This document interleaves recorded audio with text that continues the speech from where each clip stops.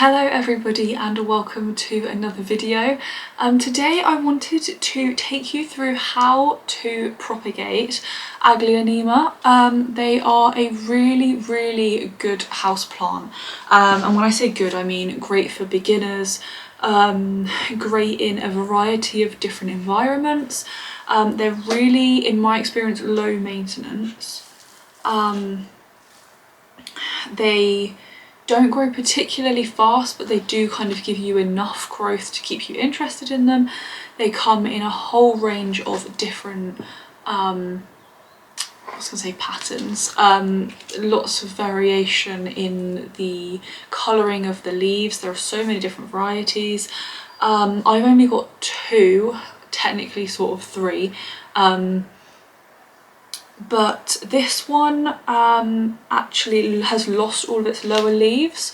It didn't do that in my care. I actually got this from a plant swap and it was like that when I bought it, but this is something that happens with them quite a lot, because what will happen is the lower leaves, and I've left this one on to show you, this one I'll probably leave on to be honest because it's not that bad, but you can see it's just fading and it will start to turn yellow, and then when that leaf comes off it's going to leave some bare stem, and that has happened on this one all the way up to here.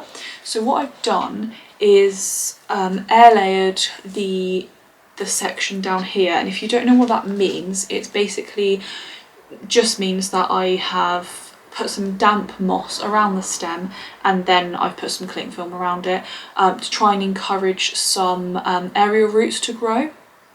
And then I haven't looked in here, I did this quite a while ago. I can't actually see any roots, so it could be totally unsuccessful. But yeah, so basically it will encourage aerial roots, and then what I hope to do is chop this plant somewhere along here, I'm not sure where yet, I'll have to have a closer look. And then I can basically cut as many times as I want along here, as I say, as many times as I want. I can cut in between as many nodes as I would want to. I don't know how many I'm going to do yet, it depends on what it's looking like. And then I will end up with the top cut, which will obviously have all of this foliage on it. And then the hope would be that I can plant these node cuttings and then I will end up with multiple plants. So yeah, first things first is to get the sphagnum moss off of here. I'm just actually going to lower you down so you can see a bit better what I'm doing. Okay, so I'm just removing this cling film, and that's there just to obviously hold the moss in place and also to keep it nice and damp. I did water this plant recently, I watered it last night I think, so it should be nice and hydrated if I do decide to chop. So I'm just going to remove the moss. Okay. Actually, really wasn't expecting that. This has been has been air layered now since well before Christmas, and we are right at the end of March. And it's actually not done anything. It has got some pronounced nodes. There's one here. Not sure if you're going to be able to see, and then there's another one just around down there. So that kind of leaves me with some options. I can chop it anyway with no roots, which is definitely an option. And to be honest, I think I am going to do that because obviously it just looks a bit strange like this, and I've had it air layered for so long, so maybe sometimes when you chop a plant it will actually encourage some growth. So I think I'm going to do that. And then when I was saying you can cut as many times as you like, what I was meaning was in between these nodes. So all of these sort of lines along here are actually the nodes on the stem, and that is where new growth is going to come from. So you don't want to cut on those lines, you need to be cutting between them. And they're fairly close together, so it's going to be a little bit tricky, but it should be absolutely fine. So what I need to decide is how much stem I'm going to leave on this top cutting, because obviously I need some roots to grow. I think I'm probably going to go about here, give it about that much to root from. So I'm just going to grab my cutters and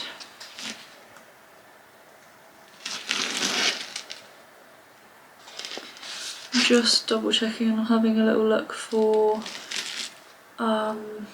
growth points as well. I think I'm going to go about here.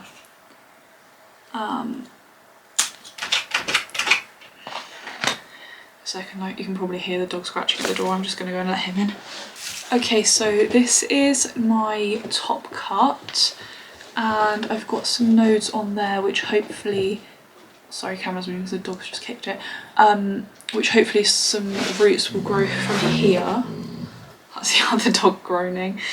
And then I have got this basically pot of stem with multiple different growth points on it. I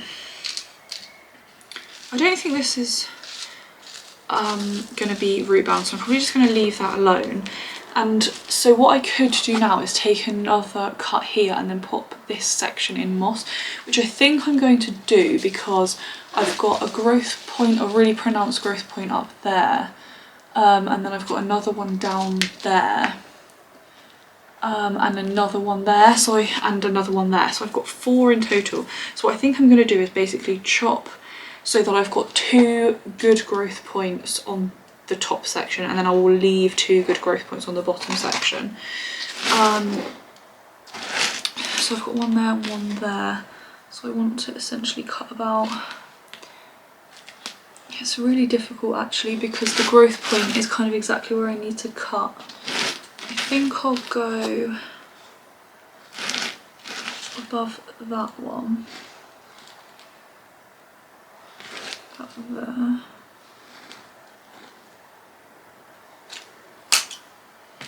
There, so you can see there's 2 growth points on this section. There's one just there, and then there's another one just there. So there is going to be where I'm going to get some new growth from. So I'm going to put this section in moss, and I will just lay it on the top of the moss like that. And then this section, it's going to be quite difficult to show you, has got a growth point up the top there, and it's got another one right at the bottom down there. I don't know if you'll be able to see that one. But obviously this plant hasn't done anything, so I've had this literally air layered, I want to say for about 6 months, and it's not done anything, and it has put new growth out while it's been while that's been there, so it's not like it's dormant or anything. I think it's put 2 leaves out actually, and you can see here, hopefully it is also putting a new leaf out just there. So it's not dormant, it should be rooting, and it's not, so hopefully this chop will be the encouragement that it needs to put some roots out. So I'm going to leave this to callus over a little bit while I deal with this section. So that's pretty much done. I'm going to just leave that as it is, and we'll see what happens there. I'm not sure that anything will happen, but I'm going to give it a go. So that is pretty much done. Then I just need a pot, and I'm going to use quite a small pot because it obviously doesn't have any roots.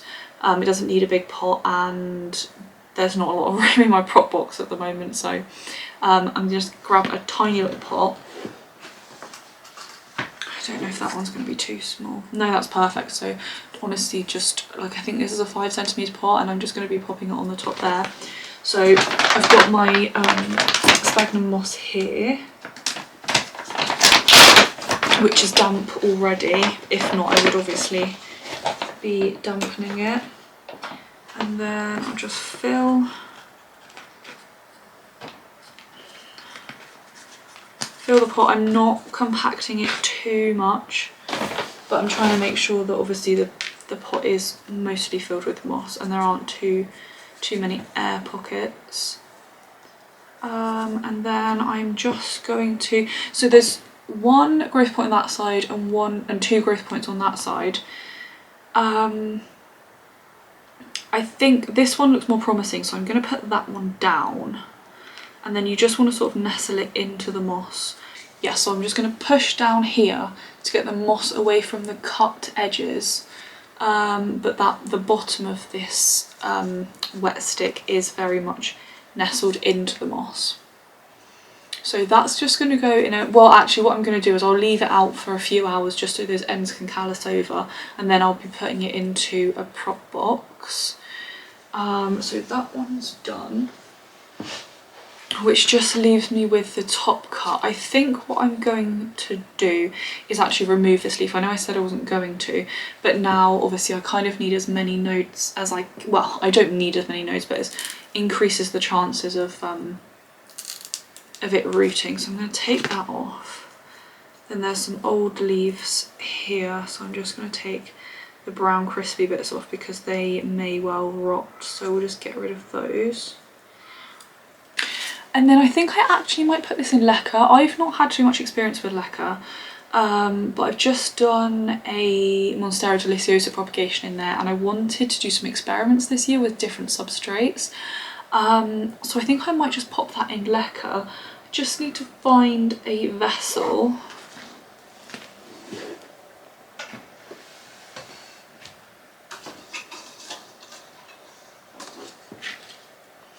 Yeah, I'm just going to go with this, which is an old yogurt pot. Obviously it needs to not have drainage because when I'm saying leca, it's semi-hydro, so I'll fill it with these leca balls, and then I will put a reservoir in the bottom, and obviously keep it hydrated, and then the plant can just take up as much water as it needs to through the leca, and hopefully grow some roots.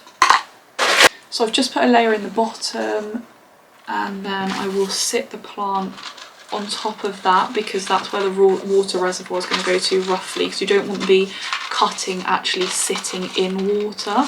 So I'll hold that there, and then I'm just going to fill the rest up with leca.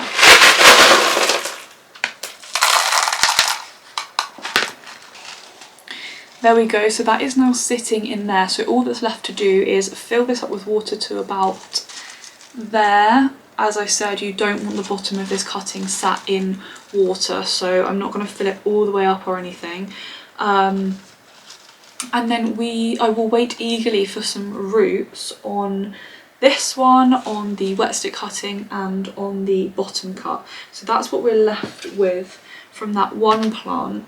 Obviously I was hoping to have some roots on the stem, but it's not worked out that way, but that's okay because there are multiple different ways of propagating. It is really good to have roots before you chop a plant, but it's not necessary, and as I say, it might just kickstart the plant into putting some roots out.